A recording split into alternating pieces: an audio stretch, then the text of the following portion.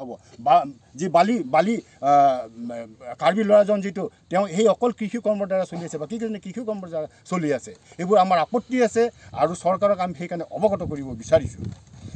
আমাৰ ক'বলগীয়া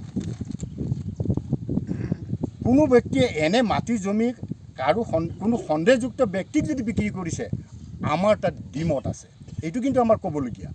সেই কথাটোত আইনে বা প্ৰশাসনে নজৰ দিব, ব্যৱস্থা ল'ব, সেইটোত আমি একমত আছোঁ। ঠিক তেনেকৈ যুগ যুগ ধৰি দখলভোগ কৰি কৃষি কৰ্ম কৰি অহা খেতিয়কসকলক উক্ত ঠাইত পুনৰ খেতি কৰাৰ কাৰণে অধিকাৰখন দিব লাগিব, আকৌ দিব লাগিব।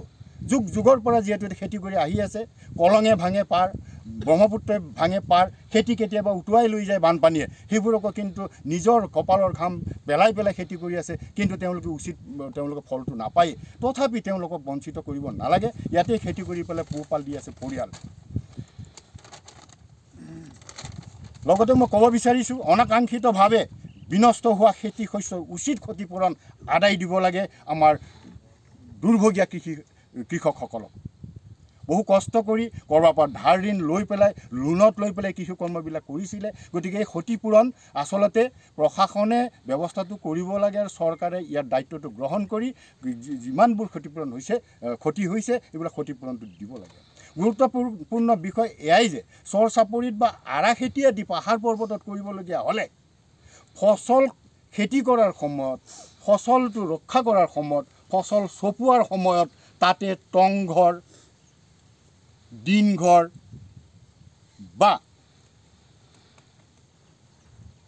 পামঘৰ, টংঘৰ, পামঘৰ, দিনঘৰ এইবোৰ ঘৰ বনাই মেলিহে খেতি কৰা যায়, খেতি চপোৱা যায়। আৰু কেতিয়াবা ভাগৰ লাগিলে জিৰণি ল'বৰ কাৰণে এইবোৰ ঘৰৰ প্ৰয়োজন হয়। গতিকে খেতিপথাৰত ঘৰ থাকিবই, লাগিবই। এই ঘৰখিনিৰ কাৰণে বহুতৰে আপত্তি যে ইয়াতে নিগাজী ঘৰ বনালে, নিগাজী ঘৰ বনাব কি ইয়াতে বানপানীৰ মাজত। গতিকে এইবোৰ আমি দৃষ্টিগোচৰ কৰিব বিচাৰিছোঁ, অসম চৰকাৰলৈ আমি নিবেদন কৰিব বিচাৰিছোঁ। ইয়াত কোনো বিদেশী মানুহ নাই। আৰু বহুতে আপত্তি কৰিছিল যে এই যিটো আমাৰ কচুতলিত উচ্ছেদ হৈছিলে তাৰ পৰা ইয়াত ব্যক্তি আহিছে বুলি আমি ডাঠি ক'ব পাৰোঁ, ইয়াত তেওঁলোকক আমি সোমাব দিয়া নাই, এইটো আমি দৃঢ়ভাৱে ক'ব পাৰোঁ। গতিকে যদি ইয়াত বিদেশী বুলি কথাটো আহিছে, সন্দেহযুক্ত মানুহ বুলি যদি আহিছে, তেওঁলোকক খেদাৰ কাৰণে ব্যৱস্থাটো চৰকাৰে লওক, আমি তাত সহযোগ কৰিম। কিন্তু এতিয়ালৈকে প্ৰমাণ কৰিব পৰা নাই সন্দেহযুক্ত বুলি, বিদেশী বুলি। তেওঁলোকৰ নথিপত্ৰ আনকি তেওঁলোকে নিৰীক্ষণ কৰিছে বা তেওঁলোকে যোগাযোগ কৰিবলৈ এইবিলাক চাইছে, জমাও লৈছে বুলি মই শুনিছোঁ। গতিকে এই পৰ্বটো এতিয়াই বাদ দি পেলাই উচিত ক্ষতিপূৰণ দি পেলাই কৃষকসকলক আচলতে সহায় সাহায্য কৰিব লাগে। দুশ্মন 2-3জন মানে আমাক বাৰে বাৰে ভাবুকি দি থাকে, তোমালোকে ইমান কষ্ট কৰিব নালাগে, তোমালোকে ইমান কৰি পেলাই দৰকাৰ নাই, এইবিলাক আমি যদি মাটি কাটি পেলাই বিক্ৰী কৰোঁ তেতিয়াহ'লে বহুতখিনি পইচা তোমালোকৰ হ'ব, তোমালোকে বিনা কষ্টত তোমালোকে এইবিলাক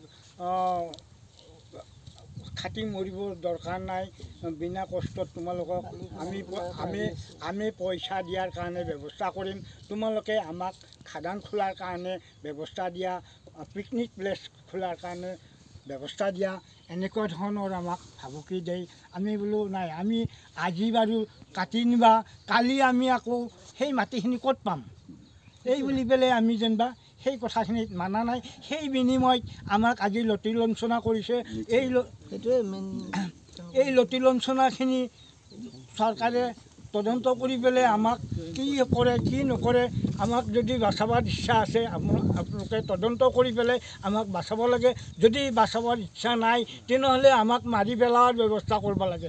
এইখিনিয়ে মই ক'বলগীয়া কথা, আপোনালোকৰ ওচৰত অনুৰোধ।